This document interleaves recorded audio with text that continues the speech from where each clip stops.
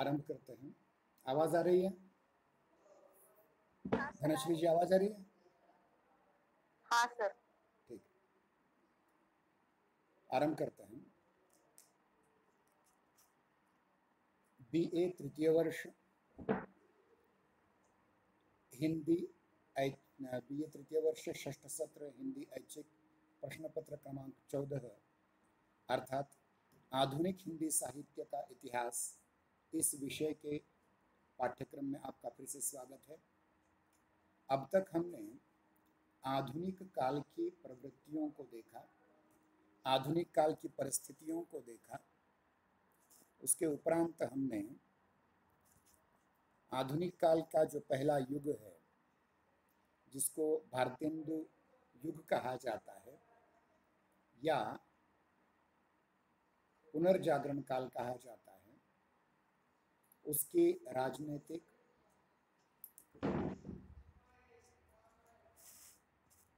साहित्यिक, सामाजिक, आर्थिक परिस्थितियों पर हमने गौर किया। उसके उपरांत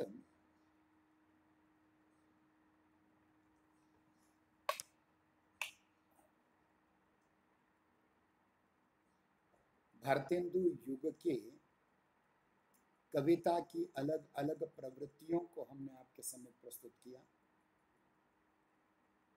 तथा उसके बाद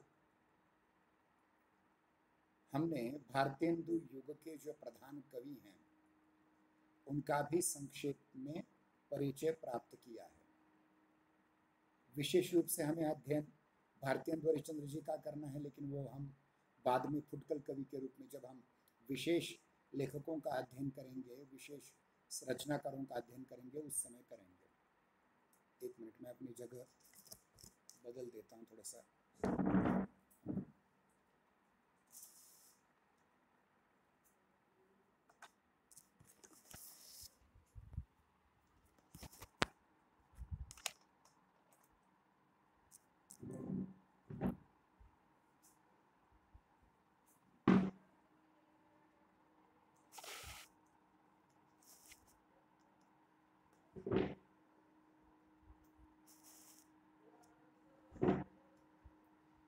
हाँ, तो इसके पहले की तासिका में हमने भारतेंदु युग के कवियों का अध्ययन किया था। आज हम आधुनिक काल के अगले चरण की ओर बढ़ रहे हैं।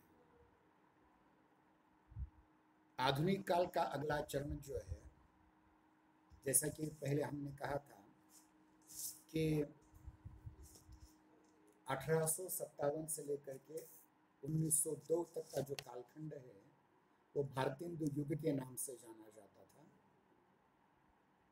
और उसके उपरांत दूसरा जो युग है 1902 ईसा से लेकर के 1917 तक का जो कालखंड है उसको जागरण सुधार काल कहा जाता है, और इस जागरण सुधार काल को एक अन्य नाम से भी जाना जाता है, महावीर प्रसाद द्विवेदी युग। इसका मूल कारण यह है कि 1900 में जिस सरस्वती नाम की पत्रिका की स्थापना की गई थी, उसके संपादक महावीर प्रसाद द्विवेदी जी बने वो 1902 में, और उन्होंने जिस प्रकार से भारतेंदु युग में भारतेंदु मंडल के अंतर्गत भारतेंदु जी ने जिन कवियों का नेतृत्व किया, उन सब ने भारतेंदु के आदेश पर, भारतेंदु की अनुगामिता में, भारतेंदु जी का अनुकरण करते हुए रचनाएं लिखी। उसी प्रकार से महावीर प्रसाद द्विवेदी युग में 1902 से लेकर के 1917 तक का जो कालखंड है, उसमें रचनाकारों को प्रेरणा देने वाले, कवियों को प्रेरणा देने वाले, लेखकों को प्रेरणा देने वाले महावीर प्रसाद द्विवेदी जी हैं। और महावीर प्रसाद द्विवेदी जी ने सरस्वती पत्रिका का संपादकत्व स्वीकार करने के उपरांत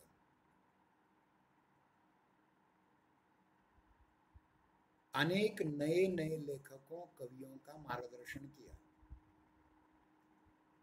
स्वयं महावीर प्रसाद द्विवेदी जी ने भारतेंदु हरिश्चंद्र की तरह कोई स्वयं की रचना तो नहीं लिखी, परंतु उन्होंने इस युग के प्रत्येक लेखक का, प्रत्येक कवि का मार्गदर्शन किया, व्याकरण की दृष्टि से उनमें काट छांट की, कुछ नई चीजें बढ़ाई, कुछ चीजें घटा दी। इस कारण से स्वयं रचनाकार न होते हुए भी रचनाकारों के मार्गदर्शक के रूप में जिन्होंने बहुत बड़ा कार्य किया, उन पंडित महावीर प्रसाद द्विवेदी जी के नाम से ये युग जाना जाता है।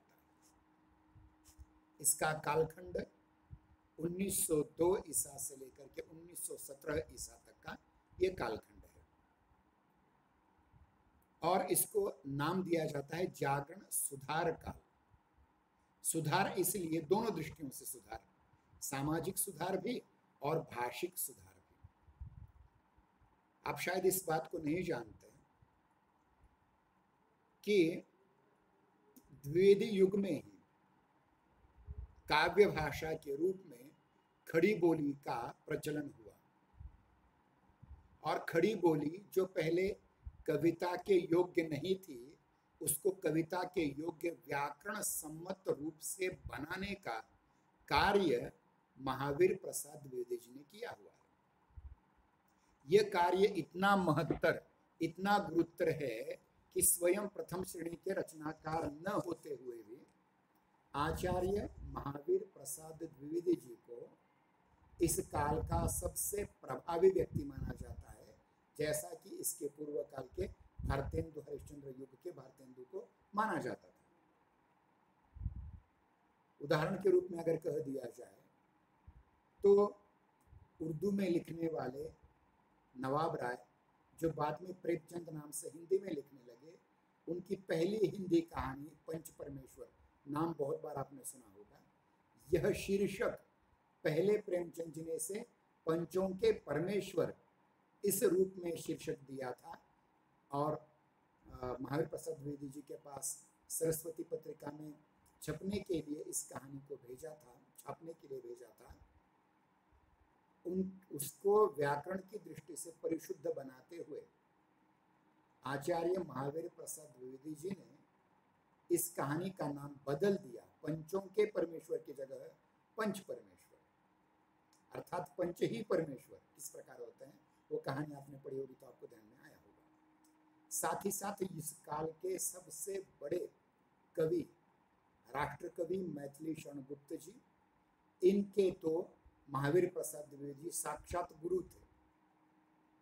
प्रेमचंद जी को थोड़ा बहुत मार्गदर्शन किया, लेकिन साक्षात गुरु थे और इन्होंने अनेक बार ये स्वीकार भी किया है कि सरस्वती को मिलता नहीं प्रसाद यदि न करते हिंदी का प्रचार महावीर प्रसाद, इस प्रकार से कविताएं भी लिखी हैं। इसलिए 1902 से लेकर के 1917 तक की कालावधि का जो कालखंड है, जो युग है, उसे पंडित या आचार्य महावीर प्रसाद द्विवेदी जी युग कहा जाता है। और इस काल में दो महत्वपूर्ण घटनाएं घटी। एक, महावीर प्रसाद द्विवेदी जी ने सरस्वती का संपादक होना, उन्होंने सरस्वती पत्रिका में छपने वाली कहानियों, कविताओं का संकलन करके उसका प्रूफ रीडिंग करना, अर्थात उसकी वर्तन की गलतियां जानना, उसको व्याकरणिक दृष्टि से सुधार उसमें करना, यह एक घटना। और दूसरी घटना, इसी कालखंड में हिंदी का पहला व्याकरण ग्रंथ लिखा गया, जिसका नाम था हिंदी भाषा का व्याकरण, और लिखने वाले थे पंडित कामता प्रसाद गुरु। पंडित कामता प्रसाद गुरु ने जो हिंदी भाषा का व्याकरण लिखा, उससे भी खड़ी बोली हिंदी को व्याकरण सम्मत बनाने में बहुत बहुत बहुत सहयोग प्राप्त हुआ। इसलिए इसे सुधार काल कहा जाता है, भाषा का सुधार। और ये शिल्प परक दृष्टिकोण है, लेकिन जागरण सुधार काल कहने के पीछे इसमें से जागरण शब्द जो है वो कथ्य पक्ष का था और शिल्प पक्ष का सुधार। एक महत्वपूर्ण बात और भी है कि इससे पूर्व के भारतेंदु युग में कविता की भाषा ब्रज भाषा थी और गद्य की भाषा खड़ी बोली थी। इस युग में प्रथम बार ऐसा प्रयास हुआ कि काव्य के लिए भी खड़ी बोली भाषा का प्रयोग किया जाए। इसलिए महावीर प्रसाद द्विवेदी जी संपादक के तौर पर और व्याकरणकार के तौर पर पंडित कामता प्रसाद गुरु, इन दोनों ने इस काल में, इस युग में बहुत बड़ा योगदान भाषा के सुधार पर दिया है। यानी अब तक जो ब्रजभाषा काव्य की भाषा थी, उसके स्थान पर खड़ी बोली को काव्य भाषा बनाने का प्रयास किया गया। और इसमें दो व्यक्तियों का हमने नाम लिया, महावीर प्रसाद द्विवेदी जी और कामता प्रसाद गुरु। इनके साथ ही दो अन्य कवियों का बहुत बड़ा योगदान है। एक है अयोध्या सिंह उपाध्याय हरिऔध। इनका उल्लेख हमने भारतेंदु युग के फुटकल रचनाकारों में किया था, क्योंकि उन्होंने लिखना भारतेंदु युग में आरंभ किया और उनके लेखन का चरमोत्कर्ष द्विवेदी युग में होता है। और दूसरे जिनका उल्लेख थोड़ी देर पहले किया था वो राष्ट्र कवि मैथिली शरण गुप्त। मैथिली शरण गुप्त जी और अयोध्या सिंह उपाध्याय हरिऔध, ये दो ऐसे कवि हैं जिनका हम विशेष अध्ययन करने वाले हैं। अब देखिए, हमने इससे पूर्व की कुछ तासिकाओं में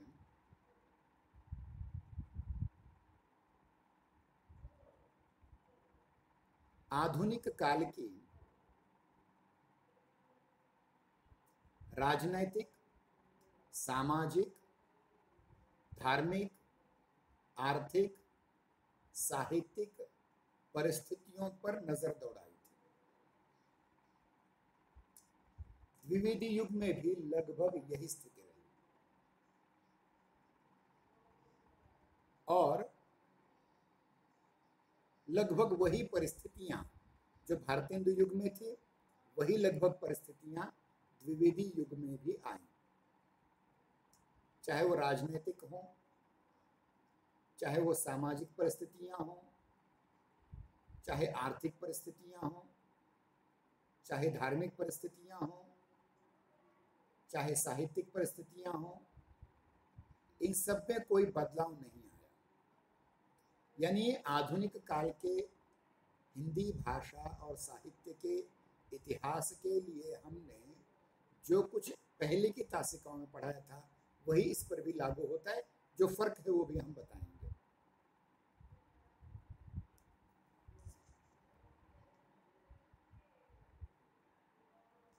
इसका भारतेंदु युग और द्विवेदी युग का फर्क परिस्थितियों की दृष्टि से, प्रवृत्तियों की दृष्टि से आपके सम्मुख प्रस्तुत हम कर रहे हैं। सिर्फ 1 मिनट में थोड़ा सा व्यवधान आएगा।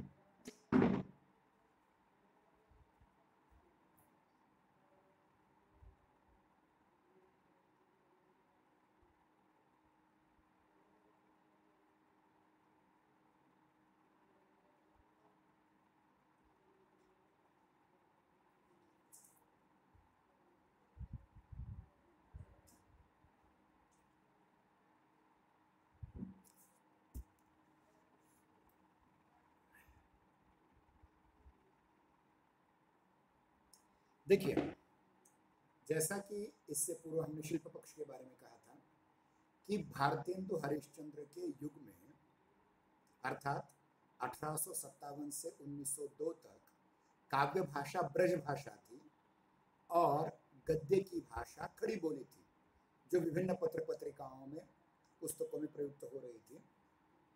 परंतु द्विवेदी युग में सबसे बड़ा बदलाव यह हुआ कि काव्य भाषा और गद्य भाषा दोनों को खड़ी बोली के रूप में स्वीकार किया गया,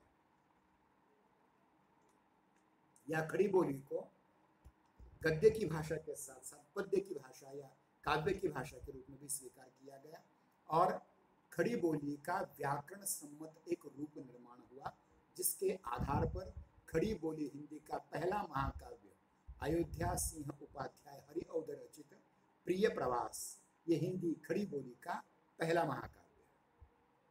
साथ ही साथ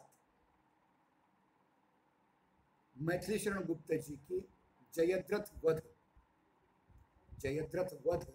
इस खंड काव्य के कारण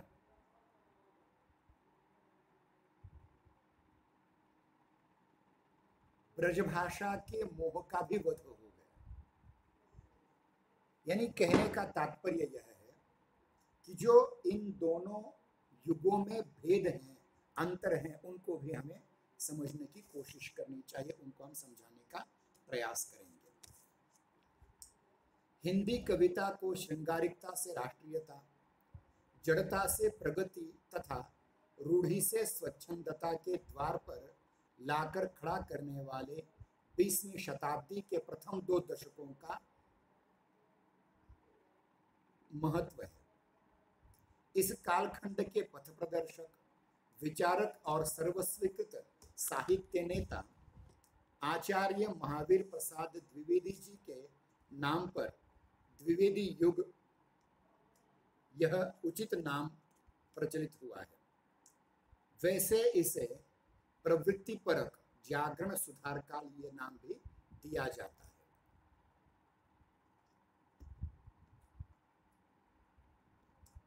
भारतीय इतिहास में यह समय ब्रिटिश शासन के दमन चक्र और कूटनीति का काल है। जैसा कि आपको पता है, 1857 की अयशस्वी क्रांति के बाद ईस्ट इंडिया कंपनी से भारत का शासन इंग्लैंड की महारानी विक्टोरिया की ओर गया और उन्होंने ब्रिटिश शासन के अंतर्गत दमन चक्र और कूटनीति का जाल फैलाया। 1857 के विद्रोह के बाद महारानी विक्टोरिया के सरधैर्यतापूर्ण घोषणा पत्र से भारतीय जनता आशान्वित हो गई। कुछ आशा आई उनके मन में, आशा जगी, कुछ सुधार भी हुए, नहीं ऐसा नहीं है, परंतु इसका नुकसान भी ज्यादा इस जनता को हुआ। यानी भारतेंदु युग के कुछ लोग महारानी विक्टोरिया के द्वारा चलाए गए सुधारों की प्रशंसा करते हुए उन पर भी कविता लिखती थे, विक्टोरिया की जय जयकार भी करते थे, परंतु छोटे मोटे सुधारों के अतिरिक्त तो कुछ नहीं हुआ। जो जनता को चाहिए था वो नहीं मिला। प्रजा ने जो महारानी विक्टोरिया से बड़ी बड़ी आशाएं की थी, वो सारी की सारी अपूर्ण ही रही। अनेक प्रतिगामी और काले कानून पास हुए, जिससे जनता पीसी जा रही थी। परिणाम इसका यह हुआ कि जनता में ब्रिटिश शासन महारानी विक्टोरिया की सरकार के विरुद्ध एक भयानक असंतोष निर्माण हुआ और इस असंतोष की आग में बहुत कुछ स्वाहा हो गया। आर्थिक दृष्टि से भी अंग्रेजों की नीति भारत के लिए अहितकर थी। ध्यान रहे, अंग्रेजों ने भारतीय व्यवस्था, जो कृषि प्रधान व्यवस्था थी, उसके अंतर्गत पारंपरिक वृत्तियों को तोड़ करके गन्ना, कपास, नील और चाय, इन नगदी फसलों का आरंभ किया। उससे उनका बहुत फायदा हुआ, लेकिन ये सारी फसलें उपजाने वाला किसान जहां के वहां था, उसकी परिस्थिति में 19-20 का फर्क भी नहीं हुआ था। इस कारण जनता असंतुष्ट थी। भारत से कच्चा माल बाहर भेजा जाता था और वहां से बने हुए पक्के माल की खपत भारत में कई गुना ज्यादा दामों पर होती थी। देश का निरंतर बाहर जाने वाला धन एक बहुत बड़ी समस्या बन चुका था। इसलिए इससे पूर्व के भारतेंदु हरिश्चंद्र जी ने यह कहा था, अंग्रेज राज सुख साज सजे अति भारी, पर धन विदेश चली जाते हैं यही अति ख्वारी। अर्थात अंग्रेजों का राज्य बहुत अच्छा है, सुखपूर्वक चले, परंतु दुख केवल इतना है कि जो स्वदेश का धन है वो विदेश जा रहा है, जिसका कोई फायदा जनता को नहीं हो रहा है। ये बहुत बड़ा क्रांतिकारी विचार था और तब स्वदेशी आंदोलन शुरू हुए।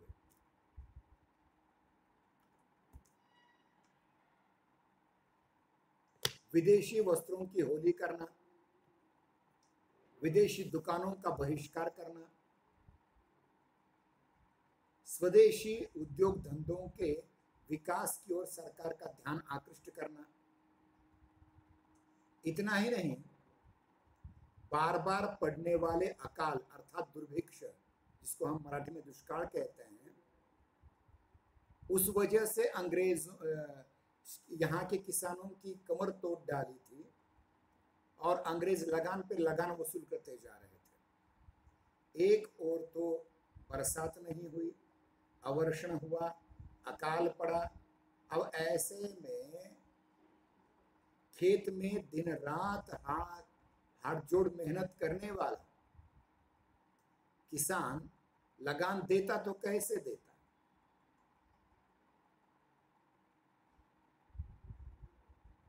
और उस लगान को वसूल करने के लिए अंग्रेजों ने अत्याचार आरंभ किए। इस प्रकार के अत्याचारों और सर्वतोमुखी विफलता ने यह लोगों को बता दिया कि सबका कारण पराधीनता है, गुलामी है।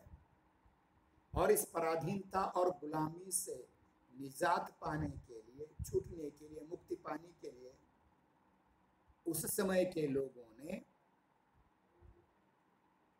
क्रांतिकारी आंदोलन आरंभ किए, सशस्त्र आंदोलन आरंभ किए। जो लोग सशस्त्र क्रांति करना नहीं चाहते थे, ऐसों ने भी जेल में जाना शुरू किया। अंग्रेजों के विरुद्ध सकारात्मक रीति से विद्रोह करना आरंभ किया। और इन सब में दो प्रधान प्रवृत्तियां देश में आई। एक का कहना यह था कि हमें पहले समाज सुधार की चळवळ या आंदोलन को ज्यादा महत्व देना चाहिए, जिसके प्रतिनिधि नेता गोपाल कृष्ण आगरकर थे।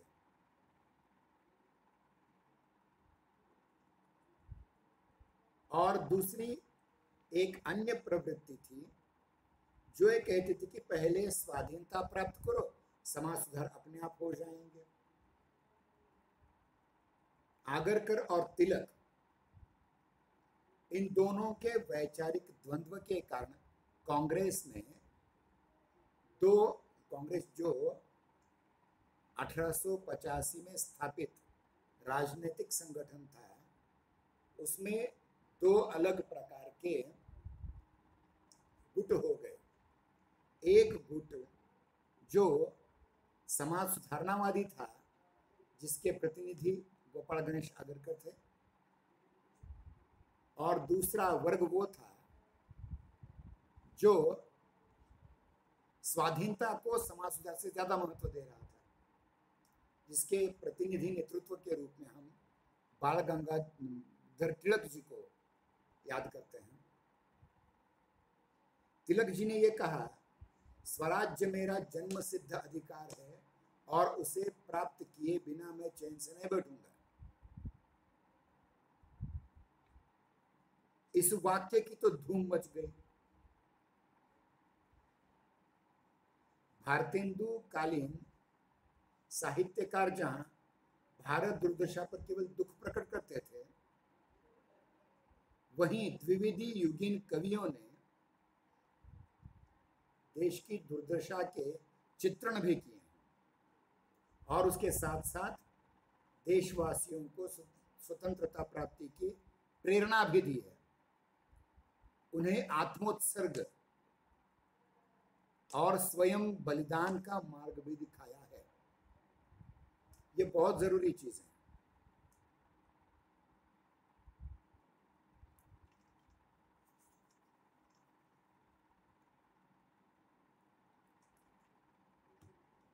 मतलब द्विवेदी युग के काल में गांधी जी से आने से पहले अगर राजनीति से कहा जाए तो यह युग तिलक जी का युग था। कांग्रेस के ही बाल गंगाधर तिलक, लाला लाजपत राय और बिपिन चंद्र पाल, जिनको हम लाल बाल पाल नाम से जानते हैं, इन लोगों ने अपने मतों को जहाल भाषा में व्यक्त किया, जिनके प्रतिपक्ष में कांग्रेस के ही गोपाल कृष्ण गोखले, गोपाल गणेश आगरकर जैसे ऐसे लोग थे जिनका क्रांति में विश्वास नहीं था, जो सुधारना पर ज्यादा बल देते थे। अर्थात दोनों पक्ष हमारे लिए वंदनीय हैं, लेकिन फिर भी जब पक्ष लेने का प्रसंग आता है तो हम तिलक जी का पक्ष लेते हैं, क्योंकि तिलक जी का ज्यादा नाम है और तिलक जी को भारतीय असंतोष के जनक भी कहा गया है।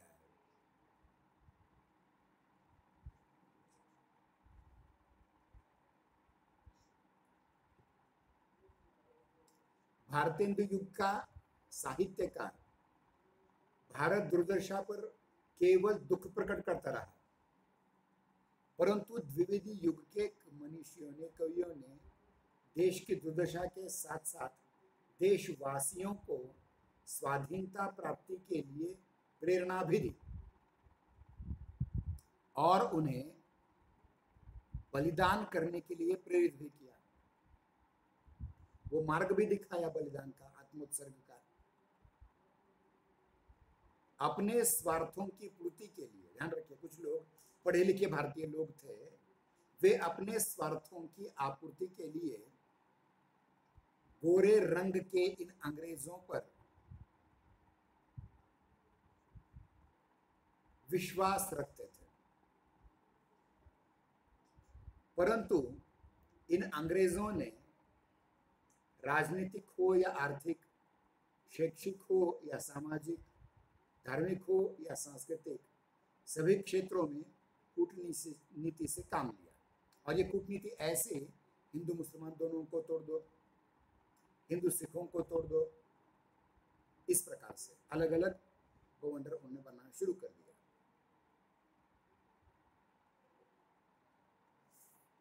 यानी कूटनीति से काम लिया। भारतीयों को अंग्रेजी शिक्षा बिना किसी सद उद्देश्य से मिली थी। ध्यान रखिए, सन 1828 में लॉर्ड मैकाले का मिनट आया और लॉर्ड मैकाले ने अंग्रेजी माध्यम की शिक्षा पर बल दिया। हमारे उस समय के प्रसिद्ध समाज सुधारक राजा राम मोहन रॉय ने भी अंग्रेजी शिक्षा का समर्थन किया।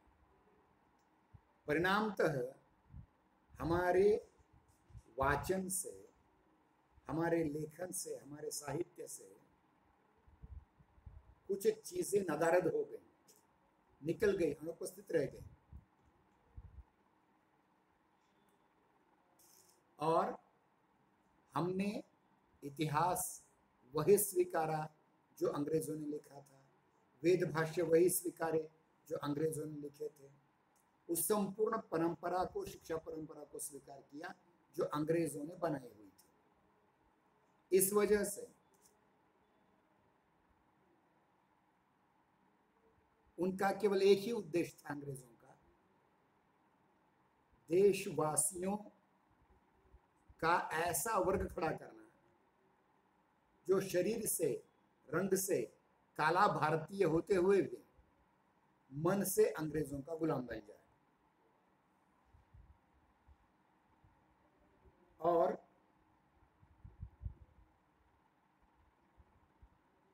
ऐसा एक वर्ग खड़ा करना जो भारतीय होते हुए भी मन से अंग्रेजों के गुलाम हो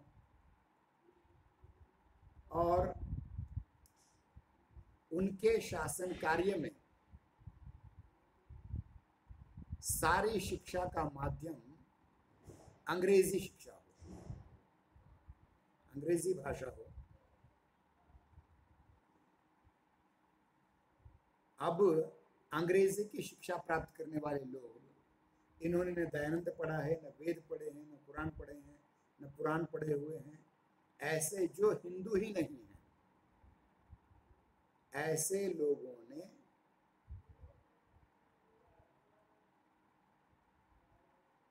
शासन वर्ग का समर्थन करना शुरू कर दिया, जिनमें बर्क, मिल, स्पेंसर, रूसो जैसे विचारकों के रचनाओं के संपर्क में आकर एक सीमा तक शासन वर्ग को इसमें सफलता मिली। दूसरी ओर अंग्रेजी शिक्षा के माध्यम से भारतवासी बर्क, मिल, स्पेंसर, रूसो आदि विचारकों की रचनाओं के संपर्क में आए, जिसमें से राष्ट्रीयता और स्वातंत्र्य प्राप्ति की साधना को और भी अधिक बल मिला। वैसे 19वीं शताब्दी के उत्तरार्ध में जो सामाजिक सुधार हुए थे, जो कराए थे आर्य समाज ने, ब्रह्म समाज ने, थियोसॉफिकल सोसाइटी ने, प्रार्थना समाज ने, वगैरह वगैरह, और सबसे महत्वपूर्ण 1885 में जिसकी स्थापना हुई वह इंडियन नेशनल कांग्रेस की स्थापना के फलस्वरूप भारतीय सभ्यता, भारतीय संस्कृति, भारतीय धर्म, भारतीय समाज के पुनरुत्थापन या पुनर्जागरण बाल गंगाधर तिलक, यानी इसमें एक विकास होता गया। आलोच्य काल में इन चीजों का विवर्धन हो गया, विकास हुआ। बाल गंगाधर तिलक, रामकृष्ण गोखले, लाला लाजपत राय, स्वामी श्रद्धानंद, मदन मोहन मालवीय आदि नेताओं और निस्वार्थ समाज सेविकों ने देशवासियों के स्वाभिमान को जगाने के लिए और अपनी गौरव के प्रति उन्हें निष्ठावान बनाने का प्रयत्न किया। तो ये रहा भारतेंदु युग के बाद आने वाले द्विवेदी युग का, यानी अलग अलग परिस्थितियां, जैसे राजनीतिक परिस्थिति, जैसे धार्मिक परिस्थिति, जैसे सामाजिक परिस्थिति, जैसे आर्थिक परिस्थिति, इन पर बहुत बड़ा विवेचन किया गया है। आज हम यहीं रुक जाएंगे क्योंकि हमारे 40 मिनट पूरे होते आए हैं। हम कल की तासिका में द्विवेदी युग की काव्यधारा की प्रमुख प्रवृत्तियों को आपके सम्मुख प्रस्तुत करने का प्रयास करेंगे और इसके शिल्प पक्ष को भी आपके सम्मुख प्रस्तुत करने का प्रयास करेंगे।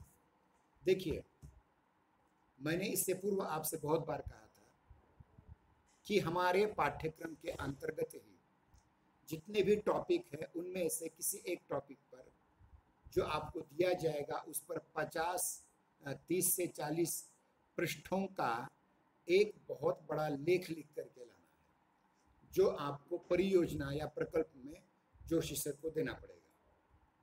तो इसलिए फिर से आपसे विनती करता हूँ कि जोशी सर के संपर्क में रहिए और ये जो परीक्षाएं आपकी होने वाली है 100 अंक की एक प्रश्न पत्र के लिए, उनमें से इसी हिंदी साहित्य के इतिहास में का कोई एक भाग चुनकर जो आपको अच्छा लगे उस पर आपको ये 50 पृष्ठों का टाइप रिटर्न स्पाइरल बाइंडिंग वाला शोध प्रबंध तैयार करना है, शोध प्रकल्प तैयार करना है। तो मुझे नहीं लगता कि अब और कुछ ज़्यादा बताने की आवश्यकता नहीं। वैसे आज की बात बताऊं कि आज पवारवाड़ी नाम के एक स्थान पर हम सुबह गए थे, जिस वजह से सुबह की तासिका नहीं हो पाई। कल की तासिका ज़रूर ज़रूर ज़रूर सुबह की होने वाली है, इसलिए कल की तासिका में हम द्विवेदी युग की प्रवृत्तियाँ इस बात पर विचार करेंगे और उससे आगे बढ़ करके प्रधान दो कवि जो हैं मैथिली शरण गुप्त और अयोध्या सिंह उपाध्याय हरिऔध, इनका संक्षेप में परिचय आपको देंगे।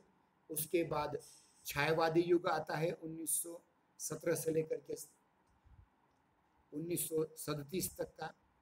फिर उसके बाद प्रगति प्रयोगवादी काल आता है, फिर उसके बाद नई कविता का काल आता है और इस प्रकार से ये परंपरा चलती दिखाई देती है। आज के लिए इतना काफ़ी है।